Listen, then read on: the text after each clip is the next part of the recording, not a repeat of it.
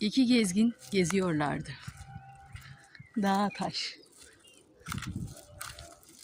Arkada minnak köpeği. Ve öbür arkada da kocaman köpeğimiz. Ama şu an görünmüyor. Nerede Allah bilir.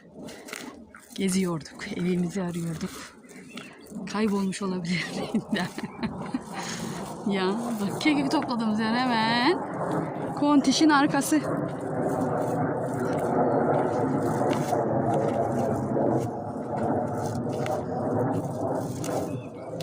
Bu arada size baharı yaşattırıyorum bak.